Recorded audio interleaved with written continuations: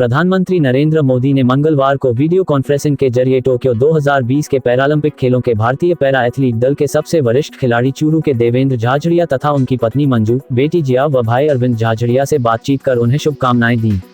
प्रधानमंत्री ने इस दौरान देवेंद्र की उपलब्धियों के लिए उनके आत्मबल तथा इच्छाशक्ति की सराहना करते हुए कहा कि जिंदगी ने आपको मुश्किल समय भी दिखाया तो आपने और ज्यादा हिम्मत दिखाकर कामयाबी हासिल की। देवेंद्र जी, आपकी यात्रा और सफलता पूरे देश को प्रेरित करती है। एक तरफ जहां जिंदगी ने आपको मुश्किल समय दिखाया, लेकिन आपने और ज्यादा हिम्मत दिखाकर देश का नाम रोशन कर दिया। आपने 23 वर्ष की उम्र में भी जो दमखम दिखाया, वही दमखम आज आप 40 वर्ष में भी दिखा रहे हैं। इस बार भी आप पूरा प्रयास करिएगा, लेकिन किसी दबाव में नहीं आइएगा। आपको और आपके परिवार को मेरी बहुत बहुत शुभकामनाएं। मोदी ने कहा कि वर्ष 2004 के एथेंस पैरा ओलंपिक में वर्ल्ड रिकॉर्ड के साथ गोल्ड जीतने के 12 साल बाद रियो में गोल्ड मेडल जीता, यह बड़ा गजब है। उन्होंने देवेंद्र से सवाल किया कि इतने लंबे समय तक शानदार प्रदर्शन के लिए कैसे वे खुद को तैयार करते हैं। देवेंद्र जी से तो मेरी कई बार बातें होती रहती थी, लेकिन आज मुझे फिर से बात करने का मौका मिल रहा है। देवेंद्र जी नमस्कार। नमस्कार सर। देवेंद्र जी, मैं तो बहुत भली भांति आपको जानता हूं, लेकिन देश आज आपके विषय में जानना चाहता है, तो एक बार जरूर आप बताइए। और इस खेल के साथ एक तो अपने बारे में बताइए, और खेल के साथ ये कैसे जुड़े।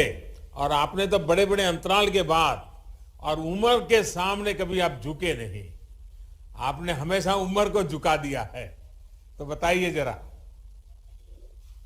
सबसे पहले तो सर, आप हमें पैरा खिलाड़ियों को इतना हौसला दिया आपने ओलंपिक से पहले, तो हम उसी हौसले के साथ टोक्यो जाएंगे और टोक्यो में जाके हम सभी खिलाड़ी भारत के लिए शानदार प्रदर्शन करेंगे और भारत माता के लिए हम ज्यादा से ज्यादा मेडल जीतेंगे। देवेंद्र जी, ये तो आप मुझे पक्का भरोसा है, आप तो लगातार हर बार जीवन में आप 16 साल के अंतराल के बाद भी विक्ट्री पाने वालों में से हो।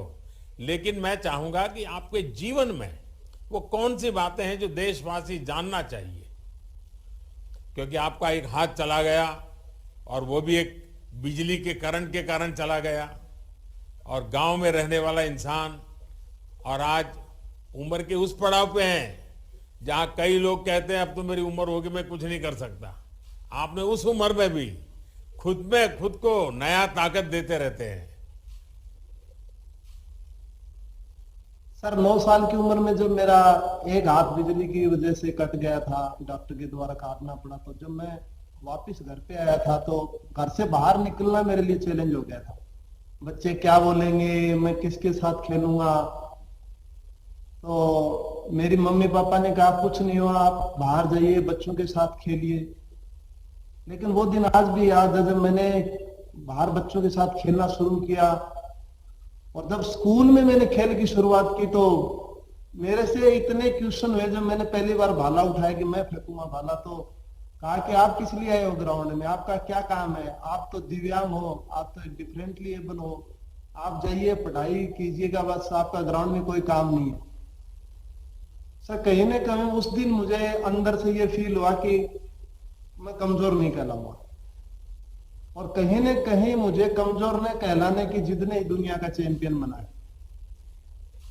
2 ओलंपिक मेडल लिए सर, संघर्ष लंबा रहा, फैसिलिटी जीरो थी उस टाइम में। मैंने पैरा स्पोर्ट्स की शुरुआत की, एबल में भी खेला, लेकिन जिंदगी में एक सीख मिली मुझे। मैं ये मानता हूं जब आपके सामने कोई चुनौती आती है तो इसका मतलब ये है कि आप कहीं ना कहीं सफलता की तरफ जा रहे हैं। तो जब मेरे सामने चुनौती आती है तो मैं ये सोचता हूं कि आप सफलता के बिल्कुल मैं नजदीक हूं।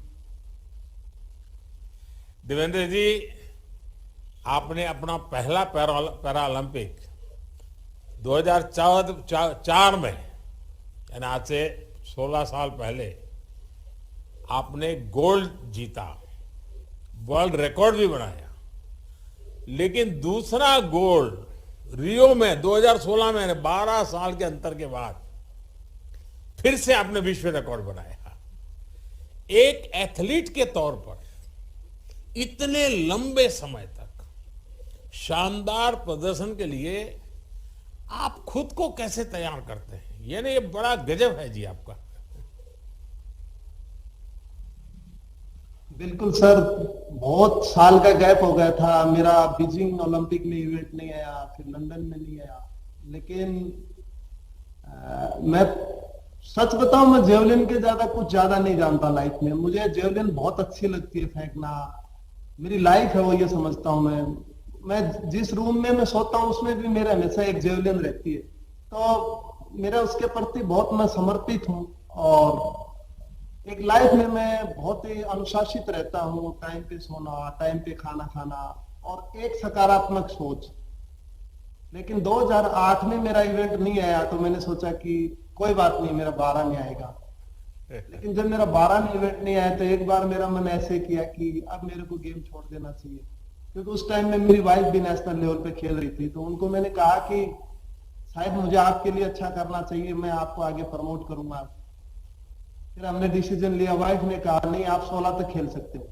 मुझे उम्मीद, आप जिस हिसाब से ट्रेनिंग करते हो, आपके अंदर एक धैर्य है कि आप वेट कर सकते हो। तो फिर मेरा प्लान चेंज हुआ 10 में कि चलो मैं ट्रेनिंग करता हूँ। फिर मेरा 13 में इवेंट आ गया कि लिस्ट आ गई कि रियो में आपका इवेंट है। तो फिर मैं घर छोड़ दिया उसी टाइम में, और मैं बाहर आकर के गांधीनगर गुजरात में मैं ट्रेनिंग शुरुआत करती थी नेशनल कैंप में। अब तो आप आधे गुजराती हो गए हो। मैं तो 75% हो गया। 13 से 21 तक आज भी मैं वहीं पे ट्रेनिंग कर रहा हूँ। मेरे को गांधीनगर मेरी दूसरी, मैं मानता हूँ मेरी एक कर्म भूमि है। तो मेरे को बहुत अच्छा लगता है यहाँ पे। अच्छा देवेंद्र जी, आप इतने सारे गोल्ड मेडल जीत चुके हैं। देवेंद्र जी, आपको अपने कैरियर की कौन सी उपलब्धि है जो सबसे बड़ी लगती है? सर मेरे को सच बताऊं, 2 उपलब्धियां बहुत बड़ी लगती। एक तो मुझे ये लगता है कि जब मैं एबल बॉडी में पहली बार खेला था और मैं डिस्ट्रिक्ट का चैंपियन बना, तो उस दिन मुझे ऐसा महसूस हुआ कि मैंने ओलंपिक का मेडल जीत लिया। कि 15-16 साल उम्र थी, अब मुझे कोई कमजोर नहीं कहेगा। मुझे अलग से फील हुआ कि अब मुझे कोई कमजोर नहीं कहेगा। और कहीं न कहीं 12 साल का इंतजार था। तो वो 12 साल का वेट, रियो पैरालंपिक्स का, वो भी वर्ल्ड रिकॉर्ड के साथ गोल्ड मेडल जीता। और जब राष्ट्रीय गान हुआ तो उस टाइम में मुझे इतनी खुशी हुई कि मैं उस खुशी का बयान भी नहीं कर सकता। कबड्डी की नेशनल प्लेयर रही देवेंद्र की पत्नी मंजू से बातचीत करते हुए मोदी ने कहा कि उनका देवेंद्र की सफलता में बड़ा रोल है। उन्होंने मंजू से पूछा कि किसी भी प्रतियोगिता में जाने से पहले देवेंद्र टेंशन में रहते हैं कि खुश रहते हैं। इस पर मंजू ने बताया कि देवेंद्र बहुत खुश रहते हैं, भगवान में बहुत विश्वास रखते हैं और जो भी काम करते हैं पूरा 100% देते हैं। इनका कॉन्फिडेंस देखकर लगता है कि इनको बस खेलना ही है, देश के लिए मेडल तो श्योर है। देख रहा हूं मंजू जी भी आज हमारे सामने हैं और आपकी यात्रा में मंजू जी का बहुत बड़ा रोल है। और मंजू जी स्वयं भी तो एक खिलाड़ी हैं। मंजू जी नमस्कार। मंजू जी, हम सभी को बताइए कि देवेंद्र जी किसी भी प्रतियोगिता में जाने से पहले वे टेंशन में रहते हैं कि खुश रहते हैं, या फिर आपको हर बार उनको मोटिवेट करना पड़ता है? नहीं सर, बहुत खुश रहते हैं, भगवान में बहुत विश्वास करते हैं और जो भी कर्म करते हैं पूरा 100% देते हैं और कॉन्फिडेंस के साथ जाते हैं सर। और इनका कॉन्फिडेंस देख के मेरे को ये लगता है कि ये सिर्फ इनको कंपटीशन खेलना ही है, मेडल तो अपना श्योर है, अपने देश के लिए मेडल तो लेके ही आएंगे। अब आप खेलती हो कि आपने बंद कर दिया? सर मैंने बंद कर दिया, बच्चों को संभाल रही हूँ, फैमिली को संभाल रही हूँ। मोदी ने देवेंद्र की बेटी जिया से बातचीत की और पूछा कि आप क्या खेलती हैं, जिस पर जिया ने बताया कि वह बैडमिंटन खेलती हैं। मोदी के पूछने पर जिया ने बताया कि वह भी पापा की तरह देश के लिए मेडल जीतना चाहती है। क्या क्या खेलती हो बेटा तुम? सर मेरा फेवरेट गेम बैडमिंटन है तो मैं वो खेलती हूँ। और आप पढ़ती कहाँ पर हो? सर मैं जयपुर में पढ़ती हूँ। गांधीनगर जाती हो कभी?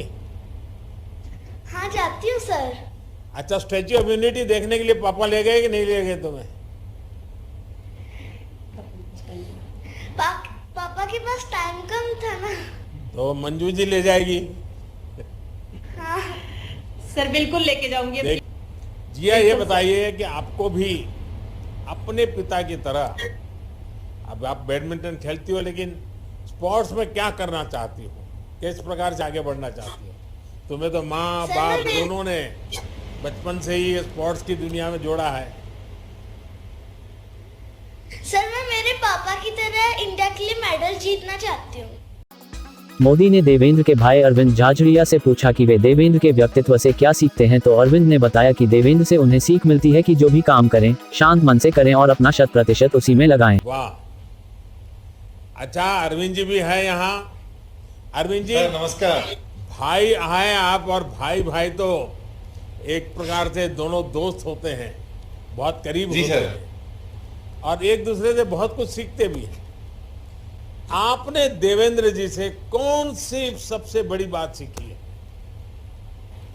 सर देवेंद्र जी से सबसे बड़ी जो मुझे सीख मिली है वो ये कि बहुत जो भी काम करें वो बिल्कुल शांत मन के साथ करें और अनुशासन से करते हुए उस काम में अपना 100% एफर्ट लगाओ, ताकि आपका जो पूरा फोकस है वो उसी के ऊपर रहे। तो उस चीज से मुझे बहुत सीखने को मिला है और हम बहुत मोटिवेट होते हैं उस चीज से। इस दौरान मोदी ने पूरे परिवार को टोक्यो के बाद स्टैच्यू ऑफ लिबर्टी देखने के लिए आने का भी निमंत्रण दिया। टोक्यो से आने के बाद आप सब लोग सब परिवार स्टैच्यू ऑफ यूनिटी पर जाइए, देखिए देश की शान कैसी है वहाँ। चलिए, मेरा परिवार को सबको बहुत शुभकामनाएं और आप सभी से बात करके मुझे बहुत अच्छा लगा।